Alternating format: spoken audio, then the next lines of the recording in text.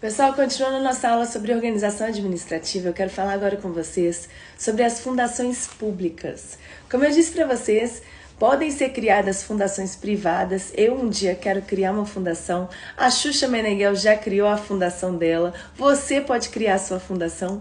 Mas aqui eu estou falando de fundações públicas. As fundações públicas fazem parte da administração pública indireta. E elas podem ser criadas com personalidade jurídica de direito público. Nesse caso, elas são verdadeiras o quê? Autarquias fundacionais sujeitas ao mesmo regime jurídico administrativo ou criadas com personalidade jurídica de direito privado. Nesse caso, personalidade jurídica de direito privado, elas vão estar sujeitas a um regime jurídico híbrido, um regime de regras misturado, parte público, parte privado. Pontos importantes sobre a fundação. A fundação nada mais é do que a destinação de um patrimônio para alcançar uma finalidade específica. Como nós temos fundação com personalidade jurídica de direito público, as pessoas que vão atuar nessa fundação, os servidores que vão atuar nessa fundação, são aqueles que firmaram o quê? Um vínculo estatutário com a administração. Pessoas que passaram em um concurso público, foram aprovadas, tomaram posse e aí naquele momento assinaram o termo de posse, estabelecendo um vínculo estatutário, vínculo de estatuto da carreira com aquela fundação. Beleza, essa fundação de direito público. Agora, nas fundações que têm personalidade jurídica de direito privado, as pessoas que atuam nessas fundações são aquelas pessoas que também passaram em concursos públicos, mas não celebram vínculo estatutário com essa fundação de direito privado. São aqueles empregados públicos. Eles vão passar no concurso público, mas vão celebrar com essa fundação um vínculo empregatício, que decorre dos termos da CLT. Esses empregados públicos não vão adquirir a tão sonhada estabilidade. Então, existe uma diferença. Quando eu falo de fundação com personalidade jurídica de direito público, eu lembro que os servidores públicos aqui têm vínculo estatutário com a administração, ocupam cargo público de provimento efetivo. Agora, quando eu falo de pessoas jurídicas de direito privado, fundação com personalidade jurídica de direito privado, as pessoas que vão estar atuando nessa fundação são empregados públicos. Empregados públicos são aquelas pessoas que foram selecionadas mediante concurso público, mas celebram com esse órgão, com essa entidade da administração, um vínculo empregatício que decorre dos mesmos termos da CLT. Ou seja, o empregado público não adquire a estabilidade. Lembrando, gente, que as fundações com personalidade jurídica de direito público, os bens dessas fundações são bens públicos. Agora, quando eu falo de fundação com personalidade jurídica de direito privado, os seus bens não são públicos. Professora, mas e os bens dessas fundações de direito privado que estão afetados, direcionados para finalidade pública, já estão empregados numa atividade pública? E aí? É aí que eles podem gozar da impenhorabilidade. Falei com você sobre fundações, vamos falar um pouquinho agora sobre empresas estatais. Quais são as empresas estatais? A empresa pública e a sociedade de economia mista. Empresa pública é uma instituição com personalidade jurídica de direito privado, formado por capital 100% público. Capital 100% público, prof. É possível a constituição de uma empresa pública onde metade do capital é do município e a outra metade do estado? Sim, é possível sim, porque se eu pegar metade do capital município e a outra metade do estado, quer dizer que 100% do capital dessa empresa é público.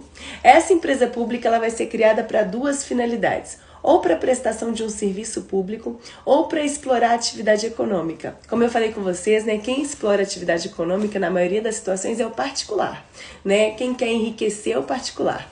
Quando o Estado cria uma empresa pública, ele não está querendo lucro, ele está querendo desenvolver uma atividade econômica que esteja ligada ao interesse relevante, à segurança nacional, nessas situações em que é legítimo ao Estado explorar a atividade econômica.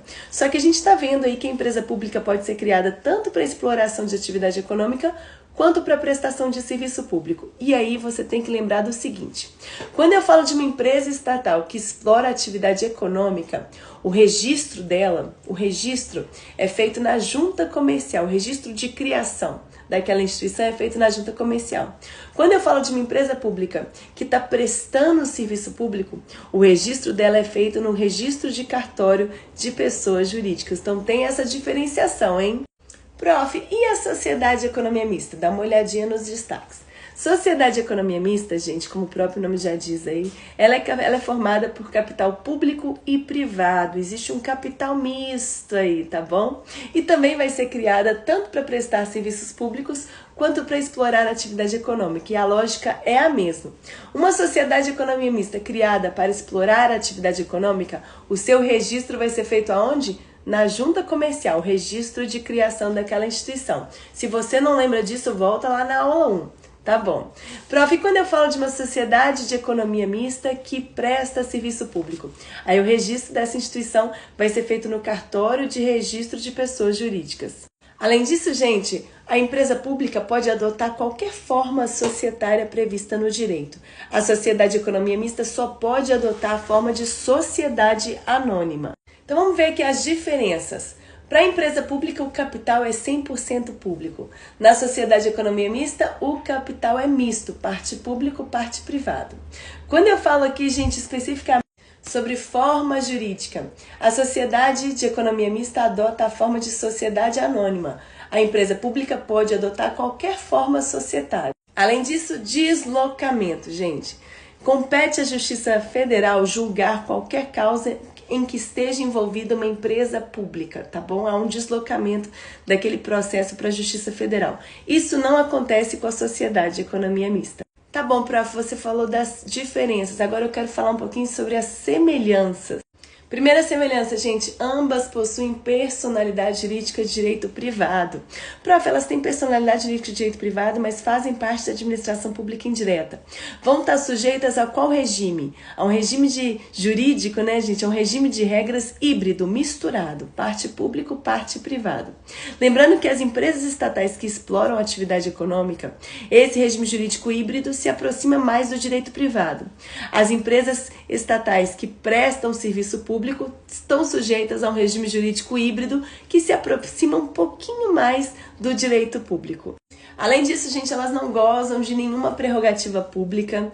Quem atua nas empresas estatais são os empregados públicos, pessoas que fizeram um concurso, foram selecionadas, mas celebram com aquela empresa estatal um contrato de trabalho regido pelas regras da CLT. Mesmo se tratando de empresas que têm o quê, gente? Personalidade jurídica de direito privado, elas usam recursos públicos, então elas vão estar sujeitas ao controle que é desempenhado pelo Tribunal de Contas. Tribunal de Contas é um tribunal administrativo que vai controlar, fiscalizar as contas públicas. Além disso, no que se refere, gente, às licitações, elas têm que seguir o próprio Estatuto das Estatais, né? Que estabelece regras um pouco mais brandas no processo de seleção de quem vai ser contratado. Um pouquinho mais brando do que o que está estabelecido na Lei Geral de Licitações e Contratos. Além disso, gente, as empresas estatais não estão sujeitas ao regime falimentar, elas não vão falir. E sobre a responsabilidade, né, que elas têm frente à conduta dos seus agentes. Quando a gente está falando de uma empresa estatal que explora a atividade econômica, a responsabilidade é subjetiva, em conformidade com o que está lá no regime jurídico do direito privado, no direito civil. Agora, quando eu falo de uma empresa estatal, gente, que presta serviço público, aí a responsabilidade é objetiva. Sim, porque naquele momento aquela empresa estatal está prestando um serviço público, então ela vai se responsabilizar objetivamente pela conduta dos seus agentes. Além disso, os bens das empresas estatais são bens privados, não gozam das prerrogativas dos bens públicos. E os seus agentes, pessoal, quem atua nas empresas estatais são os empregados públicos, né? Pessoas que foram selecionadas mediante concurso, mas celebram com aquela empresa estatal um contrato de trabalho regido pela CLT.